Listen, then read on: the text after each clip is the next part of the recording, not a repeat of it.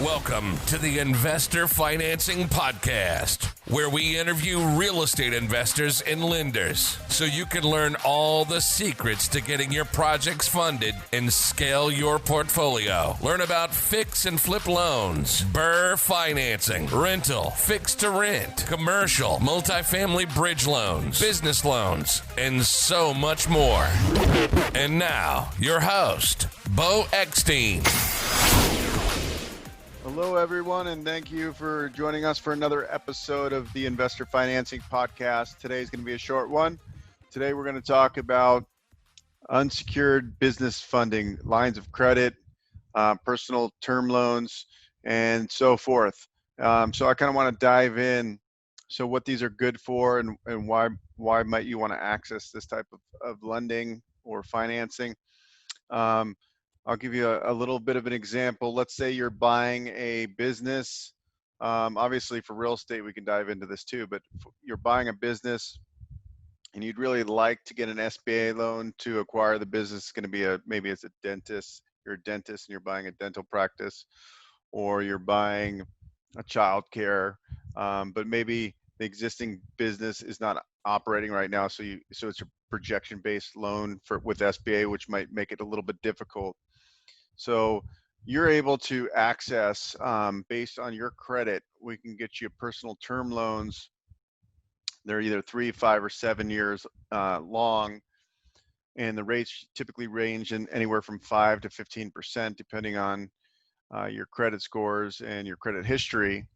But this is great for somebody who's got solid employment, maybe a W-2 job, and is looking to get some capital for real estate or to buy a business, and is not quite ready to get a bank loan.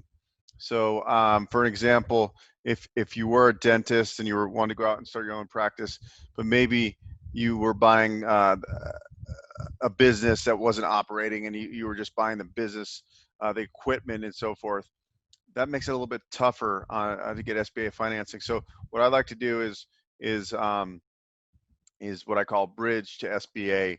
So we come in and we, based on your good credit and your income, we get you lines of credit to take down the business or the property, and then you get it up and running. You get your your clients or you get your tenants in, and then you're able to refinance with either SBA, or if it's a real estate property, you can go get bank financing. And so it's a great tool for people that have good credit and are really looking to access capital, but they've been turned down by a bank because maybe it doesn't fit the guidelines for a business loan.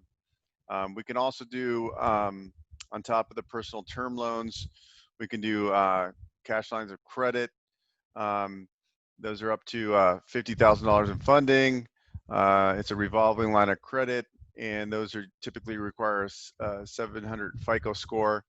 And also we want to see that there's at least 40,000 in personal gross income to qualify these. And the way a lot of these loans are qualified are based on, they look at your open trade lines, they look at your high credit limits, they look at the age of your trade lines, and they have like a formula to figure out what the max credit line is. And so what we're able to do is, we know with the many banks and credit unions and different lending institutions that we look at, we can systematically apply for different credit lines. So we might even be able to stack like 2 or 3 personal term loans at one time with different lending institutions. So we have that down. I have a team that handles that, and they're able to maximize your proceeds essentially. So we can get you a lot more than if you were to just go to one bank and apply for a business loan or a business credit card. So we have the experience to do that. And the other thing you want to be aware of, if you're trying to get personal credit cards in your name, what happens if you try to take a cash advance and you use too much of your utilization? Really, you want to keep your utilization on your personal credit cards at 30% or less.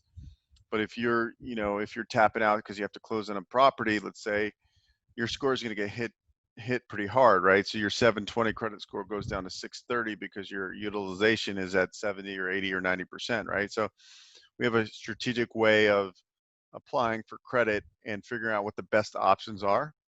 So, there's a whole kind of game to that. Even if you have, like, let's just say right now you have personal credit card debt, and on that personal credit card debt, it's obviously in your name, and so maybe we're able to get you some business credit cards, and you can transfer those 21% rates or 17% rates, and transfer that into your business name. Now it's removed off your credit report, right? So then your utilization on your personal credit report looks a lot better. Your scores go up. So you want to learn how to play the credit game. You're listening to the Investor Financing Podcast. We'll be right back after this break.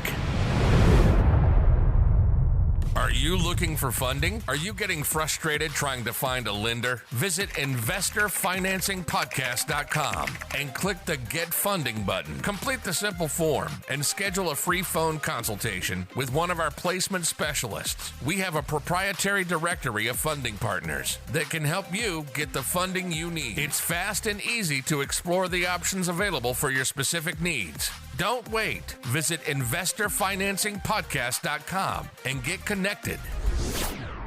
You want to learn how to maximize the advantages of knowing how to use all these tools, and essentially the team I have put together can help you determine what are the best options. We can actually do a soft inquiry, so we don't even need a hard pull to start with, and we can give you a proposal about what proceeds you should be looking at as far as high credit limits on your term loans. And we can even stack personal term loans with business credit cards and also personal credit cards at the same time. So we could do it all together to get you the most money now, right? So you can use the money to invest in real estate, to buy a business. I mean, right now, with our economy being the way it is, it's a good time to kind of load up and have some cash reserves or have the ability to access these lines of credit. And so that's what we do. We help a lot of real estate investors with these. Sometimes there might be a real estate investor and they go and get a hard money fix and flip loan, but they need the gap funding, right? Instead of going out and trying to bring an equity partner in, what if you had a line of credit for 150,000 or 200,000, right? So that's what we're trying to do here, is just educate people on what's available for them. And it's a pretty simple process. It's really like a 2-minute application, and within 24 hours, we essentially can give you a proposal of what you can expect, spell out the kind of different scenarios going forward on how to do it, and then also, educate you on playing the credit score game. So you're not getting everything in your personal name. You're building business credit, and that's going to help you in the long run to, take advantage of opportunities that come by. I mean, to give you a personal example, I did this, and I went out and I did it the wrong way in the beginning, and I went out and I got a lot of personal lines of credit, and then what happened is that my utilization went from 20% to 80%, and what happened to my credit scores? They went down. So we try to help you put it in a way where it's just not in your personal name. But the personal term loans, obviously those will be in your name, but those are really, really good because the rates are the best in that program. So if you have solid income and you're W-2, you can get upwards of 100,000 per lender. We can sometimes stack a couple of those together where you're getting 150, 250,000 collectively, 300,000. On top of that, if you have a LLC or corporation, at the same time you can be getting business credit cards. And it's really the difference with these companies and how we help you is they know who is aggressively lending on these types of loans at the given time, and then also collectively applying for these lines of credit, in a fast manner. So when you do apply, you don't have too many hits on your credit report, right? Because then they're going to say, well, I just saw you had 3 new inquiries. So we do it in a systematic approach so you can maximize the opportunities with these different lending institutions, so we can get you the highest amount of credit possible. And then of course you always have to be smart with your credit. But that's kind of what I wanted to touch on today, is that and this really kind of sparked my imagination on this, is that I had a was talking to a gentleman and his wife wanted to buy a dental practice. And I was originally looking at placing SBA financing for him, but it was going to be a projection-based loan, meaning they're not buying the existing business, they're just buying the fixtures. And they didn't have an operating history of that business. So getting an SBA loan is extremely difficult, even though they didn't need that big of a loan. It was a $75,000 acquisition, and then they needed $50,000 working capital. So I just reached out to him. I said, listen, let's do what I call the bridge to SBA. Let's get you some lines of credit. We can close and get this to you in like the next 10 to 12 days.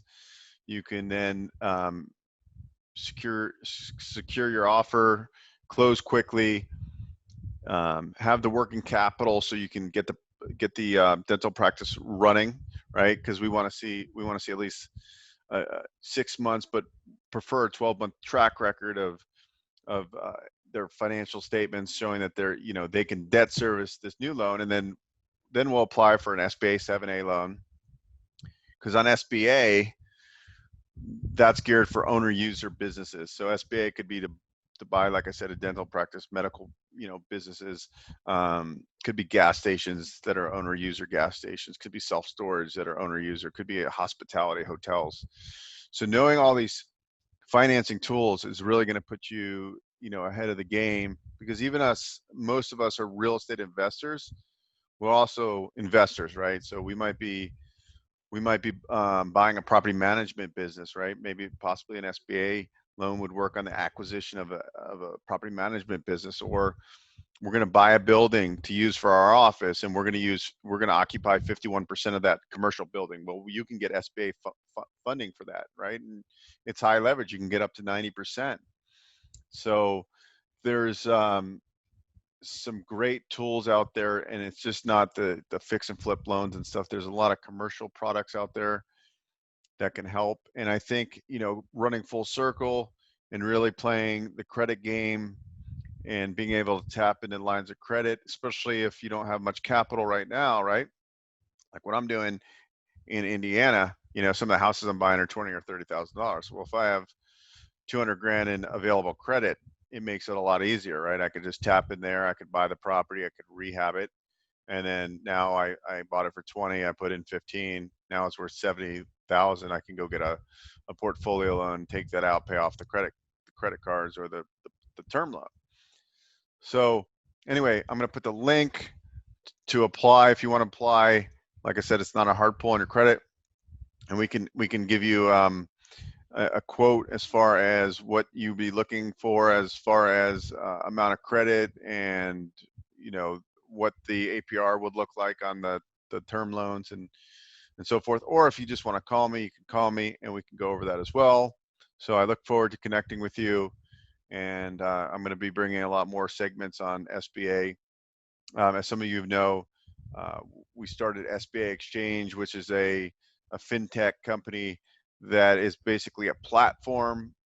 It's called SBA Exchange. It's a platform for SBA financing, because what I was finding is that each bank that offered SBA financing had a certain appetite for a certain asset class or a certain business.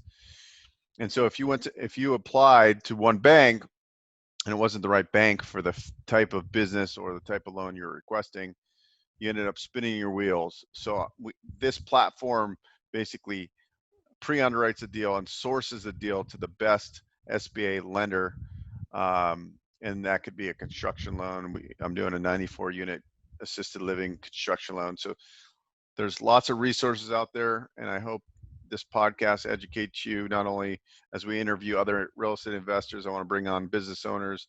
I want to bring on different funding sources, and we can keep learning together. And have a great rest of the day, and I'll talk to you soon. Thanks for listening to the Investor Financing Podcast. For show notes and useful resources, please visit investorfinancingpodcast.com. For questions or comments, email info@investorfinancingpodcast.com. If you enjoy our show, please share it with your network. Until next time.